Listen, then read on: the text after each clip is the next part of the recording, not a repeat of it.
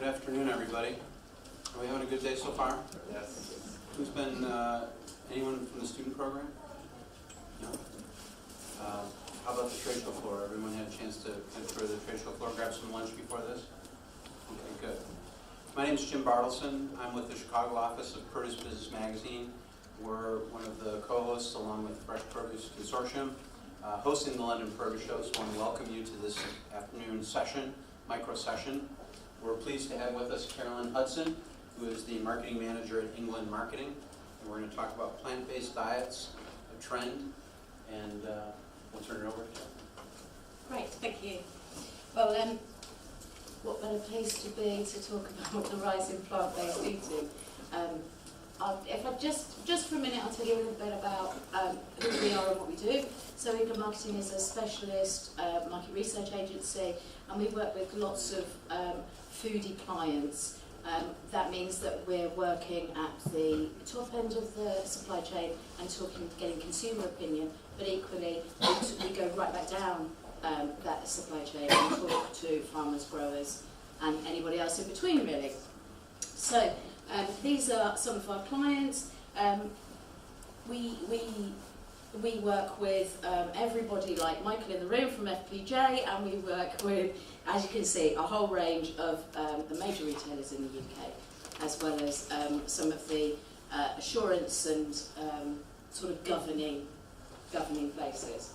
So let's start by telling you a bit about the value of fresh produce in the UK. So actually fresh produce represents £11 billion. So that's the largest of all the different categories, and 57% of all UK food is now spent in retail. Interestingly, 43% that means is spent in food service, and I'll come back to that in a minute because that's actually an area which is in massive growth. Food outside of the home is definitely on the way up. So 91% of UK shoppers tell us that what they look for is quality. And quality really means high-end, beautiful-looking fresh produce, organic. 72% of them tell us that they want to buy British, and 66% say they go a step further and they're really looking for local produce. In terms of another area that consumers want to look at, they all tell us that in fact 70% of them want to know where their food comes from. So provenance is really important. And in terms of consumer opinions driving change, health is absolutely number one as a driver for change, with animal welfare and environmental concerns, provenance and sustainability coming on up after that as well. It's I suppose what we've learnt is that after things like Horsegate and perhaps even the scares around E. coli have made consumers much more savvy and much more demanding in knowing exactly what the health benefits in food are all about.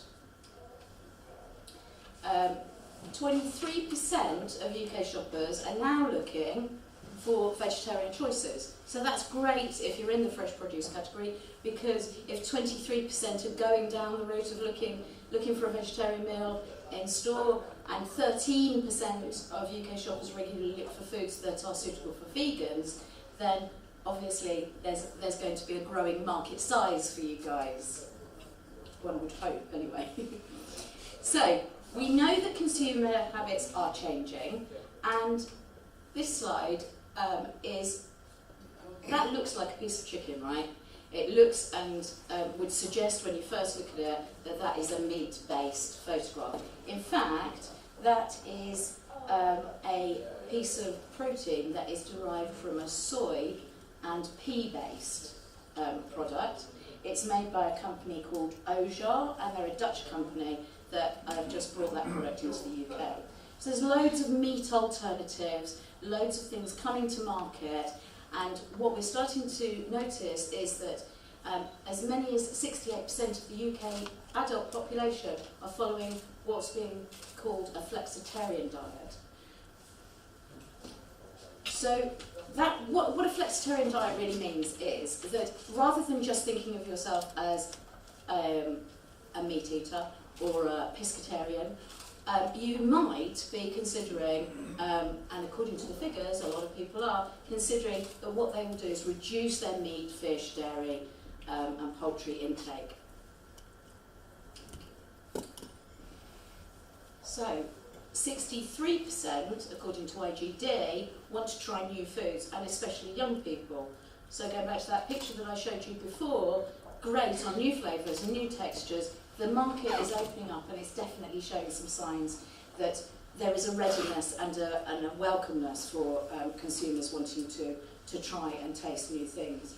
Gosh, I thought I'd just push the ejector button then for a minute, but luckily I didn't. Eating out, I mentioned it before, and eating out is continuing to rise. 93% in fact of the UK population are now eating out regularly, and that covers everything. It sounds a high figure, but it is covering everything from a sandwich in the supermarket to a bun halfway through the day or whatever. But 43% of meals are now eaten outside of the home. The first one, 93%, is our figure, and those are the people who are eating out regularly. 43% is actually a DEFRA figure, and that is people, all meals, 43% of all meals are now taken outside of home. So going back to that first slide where we looked at the size of the market, that's a really important factor. And what's the menu looking like? Well, there's more protein, there's certainly more choice, and there's more alternative plant-based options. In fact, there's never been a time of such a great time to be a vegetarian, a flexitarian, or a vegan, because now you can go out and you have a choice rather than just maybe one or two items on the menu. So by meeting consumer demand, we've just undertaken a piece of work for the RSPCA Assured, and they actually are promoting an American word, which is reducitarianism. It's more than, in that research, what's come out is that the rise of reducitarianism is actually impacting a third of UK consumers are either consciously or subconsciously reducing their intake of meat, fish, eggs and dairy. So what their campaign is all about is eating less and eating better. So keep your protein, but make sure it's a good protein. And to underpin that, sales of red meat continue to fall. Supermarkets are adding to their dairy-free and meat-free ranges, and restaurants are extending their range too. And in terms of that free from market, that's massive as well, and on the increase. So we know that Mintel is saying that the current market is expected to grow by another 13%. It's currently standing at 33% of consumers say that they either have bought or consumed free from foods. It's quite a big market there, and therefore that in itself reflects people's ideas around health and healthy eating and looking for the very best. So the grocer, we just did a piece of work with the grocer where we looked at what meat producers are doing to respond to this trend. Meat producers, you've got to remember, are much more traditional in their approach. They're probably much more established companies for the most part. And so they're actually, in the face of adversity, coming right up, smack bang, in front of lots of young, innovative companies who are coming, and they are trying to get into that meat-free protein market. Household penetration remains at 91%, and that means that, in fact, only 0.1 of buyers left the meat category in 2018, according to Retractor. So it does still represent a relatively short and small part of the market. However, it's on the way up, and it's what you guys make of it now in terms of that expansion. So the meat trade needs to respond by reviewing its offers to consumers. There's Jane King, who's CEO of AHDB, but she adds in the same way that I just mentioned, perhaps the meat companies won't be agile enough to respond to this plant-based trend. They've become maybe a little bit complacent, if you like, in what they're doing.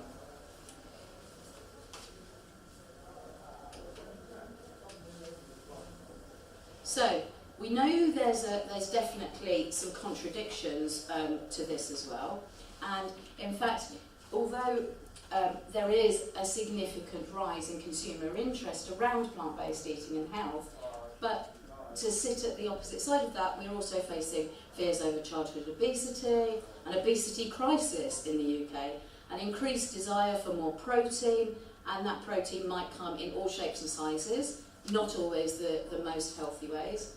We've got a significant appetite for more fast food, and food on the go is definitely, again, on the increase. And we have a continuing failure to reach the UK's target of 5 a day. And to top that off, of course, we've also just had the sugar tax has been introduced.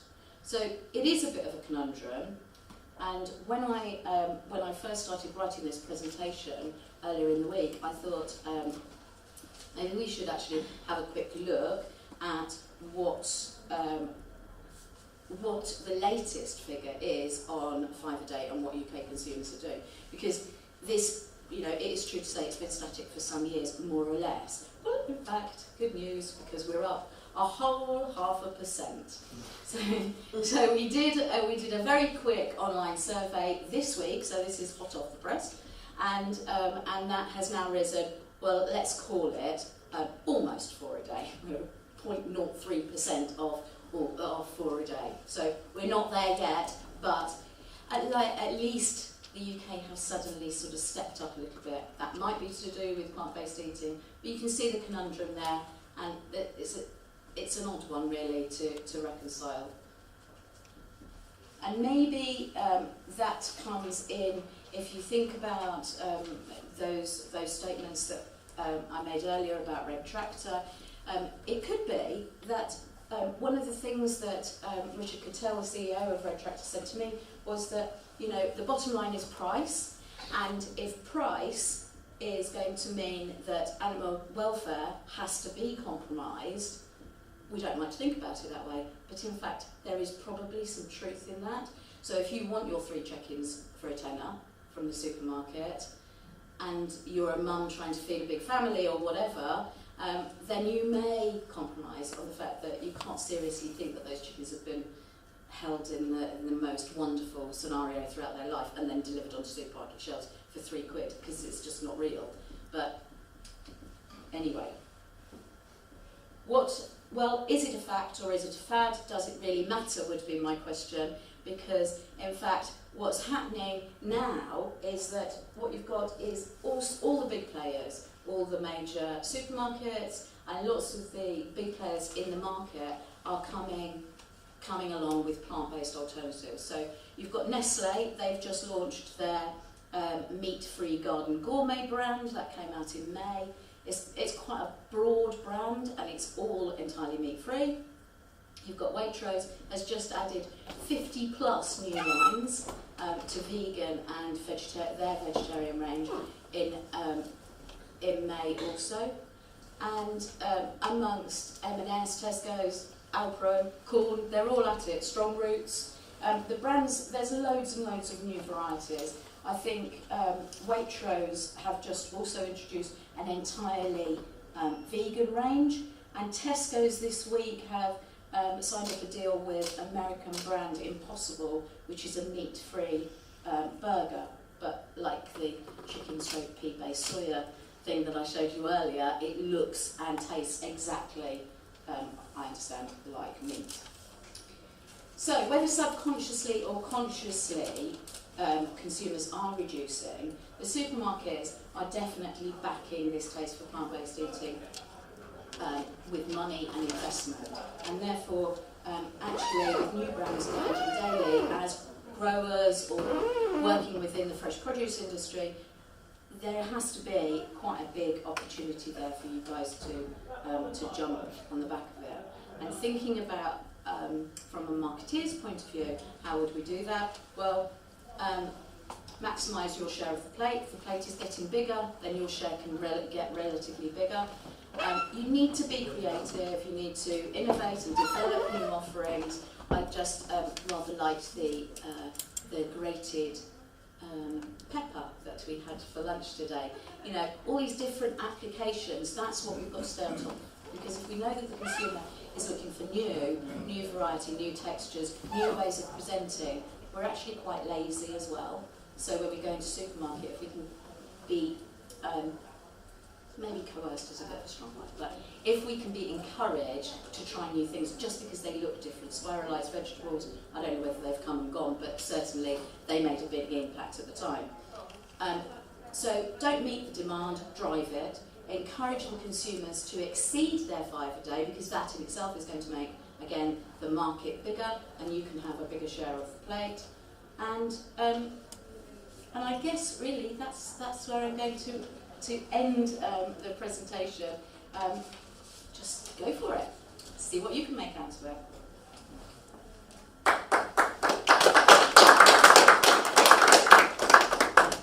Thank you, Carolyn. Do we have some questions for Carolyn? Was anybody in the previous session with our food sourcing and our food tech speaker? There was a common theme running through it about the tremendous amount of innovation taking place with regard to plant-based foods and reaching out to consumers. In some of the research that you've done, are you seeing a particular age group or demographic that is really more open to change in that way? I think that younger people are definitely showing that they are happy and keen and ready to eat new, fresh ideas. There's lots of differences going on in the way that we eat, and we've seen street food come alive in this country in recent times. But also there is also that older demographic where maybe kids have left home and you're starting to enjoy yourself, and there's scope there as well, because we're all looking for health. So if we pin it on the health button and we pin it on the fact that we want something new and exciting, then I think those two things will lead you down the right route. You just have to remember that there is still, when I was doing the research that we just did for the grocer, where we spoke to a lot of sort of movers and shakers within the industry, both plant-based and meat-based, there was a definite feeling that actually, demographically speaking, there are going to be some people who just cannot afford to eat some of the... So we're having a high old time chatting about the rise in plant-based eating, but if you're on a very low income and you've got a large family to feed, you might not be able to afford some of the more interesting alternatives that are coming to pass. Okay. Other questions? So in one of your last slides, you talked a little bit about how marketers can drive demand. As you look at the opportunity for plant-based products to grow in terms of market share, do you see the success coming primarily from supply side growth, or do you think demand ultimately is going to pull it through? Yeah, both, definitely. Consumers are more... they certainly know what they like, and they will demonstrate what they like and what they don't. But they're really open to suggestion. So the consumer has a big part to play in as much as they're prepared to try it. But what we need is innovators within the industry. So take the cauliflower. Some years ago, cauliflowers were almost driven out of store altogether. The cauliflower became really like, a kind of an unpleasant, soggy, uninteresting vegetable. And that vegetable has been reinvented over and over again, which in itself it offers texture, it offers absorbency of flavours, you can do all sorts of things with it. And then you can go one stage too far and you can cut it and you can call it a steak, and you can put it on a nice black upmarket tray and cover it in cling film and try and sell it at £2 a shot, or £2.50 or whatever it was. And M&S burned their fingers really badly on that one, and they had to take it off shelf because they'd gone a step too far. But it's a great vegetable, and it, you know, it was going to lose favour, and it was reinvented, and that's happened over and over. But there is a stopping point. Limits to innovation. Yeah. Well, limits to cheekiness, maybe. Other questions? Okay. Carolyn, thank you so much. Thank you. Show our Thank you. appreciation.